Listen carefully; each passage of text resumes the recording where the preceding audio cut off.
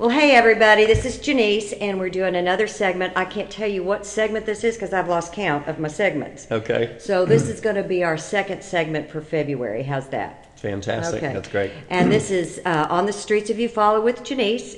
And as I told you in my last video, we have Randy Randleman here with us today. And Randy is our newly elected Republican District 15. Yes. Representative. So we're really glad to have you here today, Randy. Thanks Glad for to be taking here. the time. I know you're busy. Appreciate you adjusting for me. Absolutely, absolutely.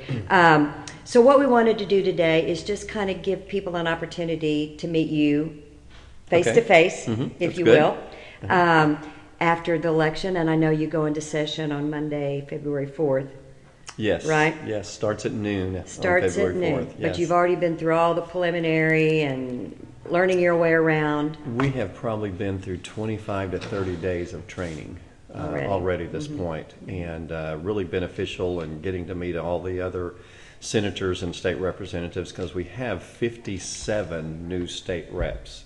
57. Oh my! Yes, I didn't and realize then there's that. about 3 senators that are new. So Okay. the majority of us are new, which I think is really good, because we have such a camaraderie working with people and getting to know each other already. So the atmosphere is very good there at the House. Good, good. Yeah, there's I guess that's kind of a nationwide trend right now, a lot of new people coming in. That is true.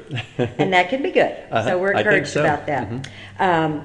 So Randy, I know a little bit about your past and what your career path has been. So this is something totally new for you. Yes, absolutely, and excited about it. Okay. So being new to the political arena, what I wanted to ask you is where you stand now, just starting out in this, what do you feel is the most significant issue or opportunity that's facing Oklahoma right now from your viewpoint? You know, I know there's several things, and there's so many different areas up there, and I go back to some of my strength is education and mental health. I think education is, again, right at the top.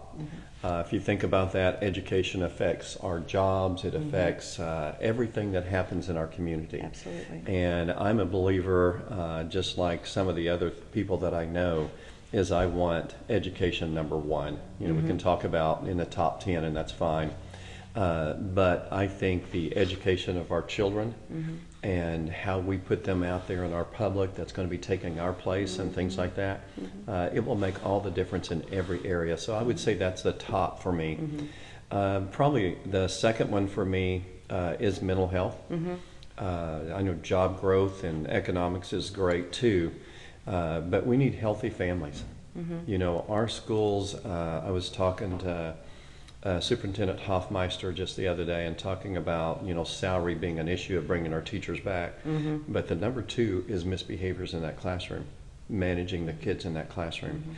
So having that background with discipline in schools and knowing mental health, knowing trauma, knowing those kind of things that can affect the classroom and the learning is real important to me. So how to recognize those things at that level. Absolutely, because and resources to deal with it. Yes, because if you think about how many kids go through trauma now, it's a different child in the classroom than what it was 20, 30 years ago. Absolutely. And the teachers are having to deal with those emotional problems or behavior problems or just conduct disorder problems. So if you just take trauma itself, trauma can affect a child and you can end up with depression and anxiety. Or if that child has a different perception, you can end up with behavior problems, conduct disorders, kids that have no remorse. And how are you going to deal with that child in the classroom? So teachers are dealing with that issue as well as the financial side of funding education and giving them all the tools they need. Exactly. Yeah, you know, putting right. that money I think is good in there.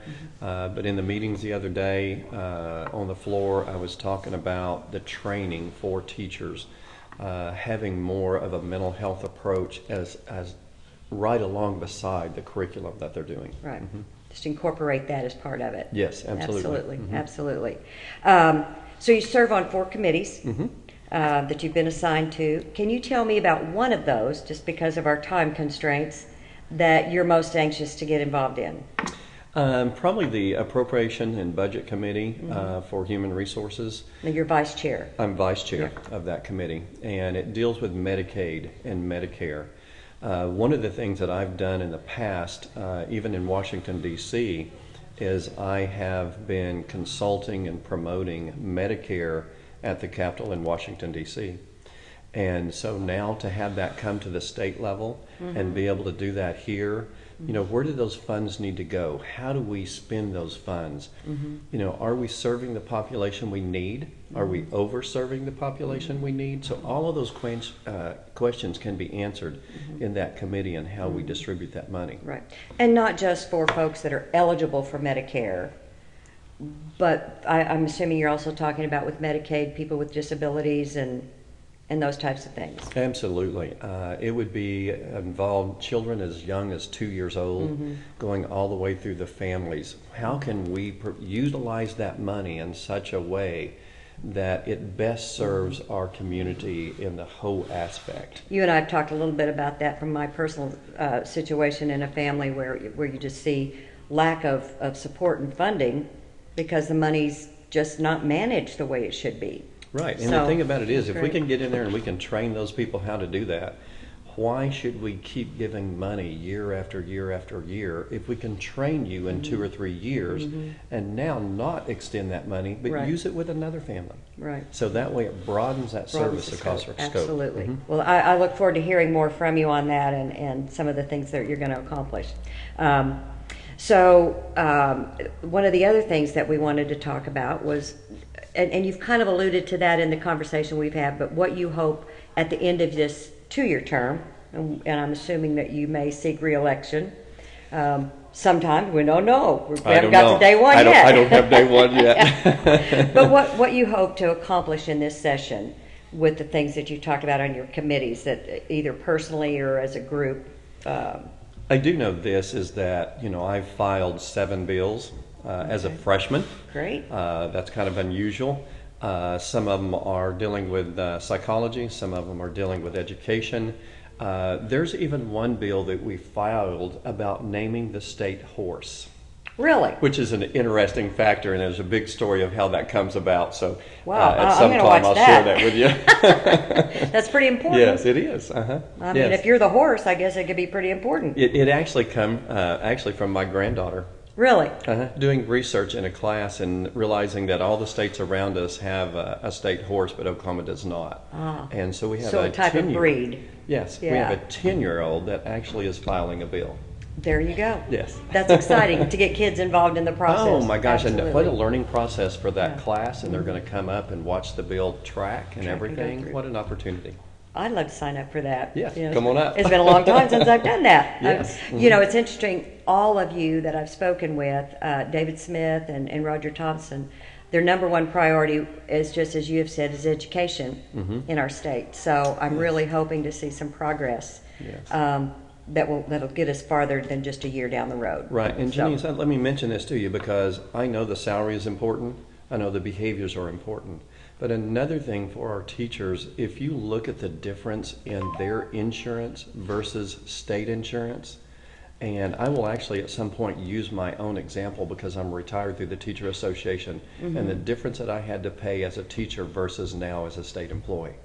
And it's an actual thing that I can actually show. So we need to help the teachers with that, because once you pay insurance as a retired teacher, you don't have much left. And that's not what we want. Right. So that's some long-term things that I really want to get into to help our education if you're going to attract system. and keep your best teachers. If you want them back.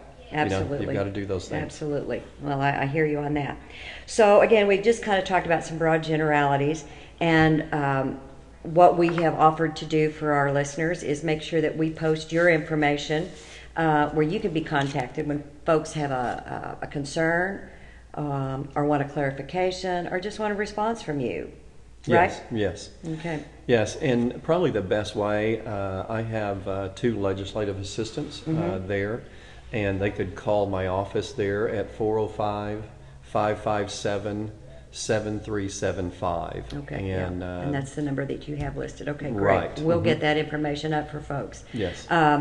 We'd like to maybe get back to doing some legislative forums where we can get some of you down here to drink coffee and kind of talk to us about what's going on. So maybe we can work on that with you. Absolutely. I'd love to do that because, my goal is to serve this district. And I'm telling you, I met so many awesome people all through this campaign.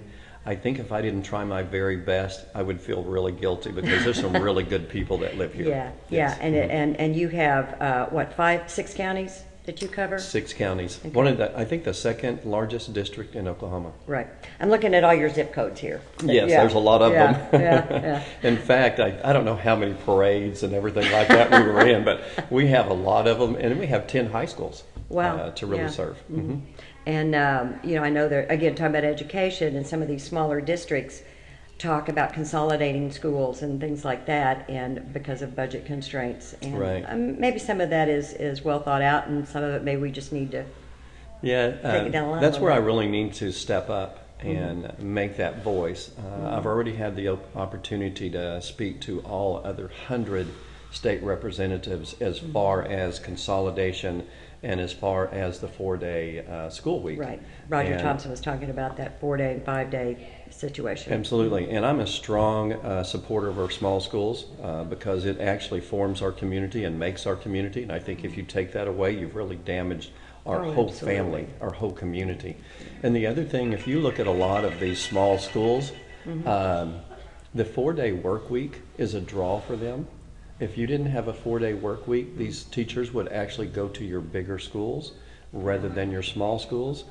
I serve probably 10 schools that do 4 days a week, and I interviewed some people just yesterday that if they go to 5-day work week, they will resign. Wow. They will not go back to work. So then we're going to have a bigger shortage.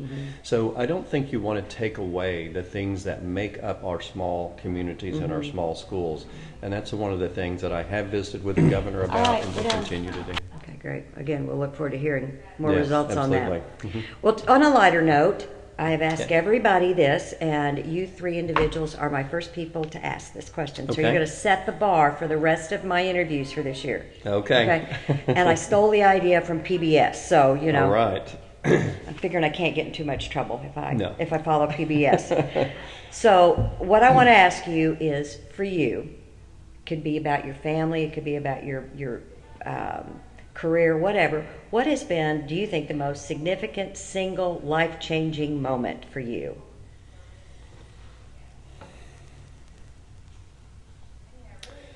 Probably when I decided to get my PhD. Because that took about another 6 years of my life.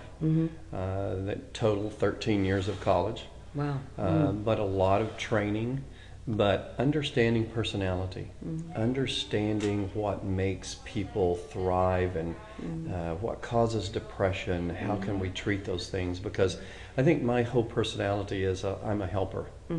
And if I can help kids and families and schools, then I feel good inside about Right. myself.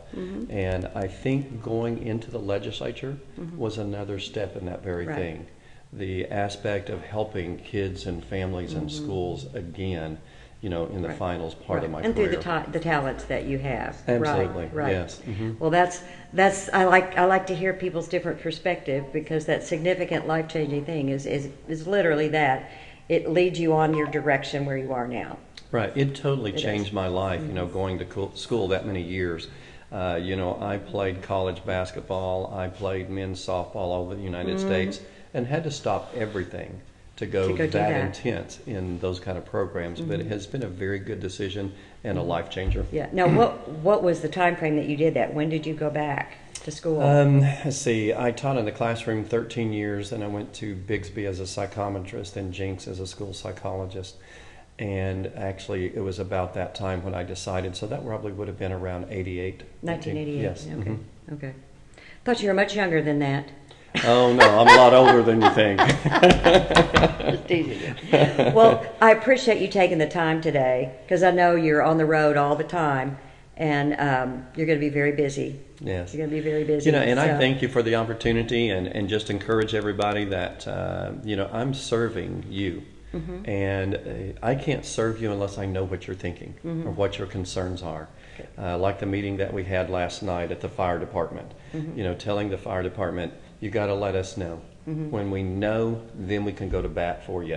And I told him last night, I argue pretty well, okay? So I think I can really represent us really well. Good, yes. If you don't know, you can't fix it. That's right. Or you can't at least offer us some sort of explanation. Right. why You've got to things are- communicate those thoughts. Exactly, exactly.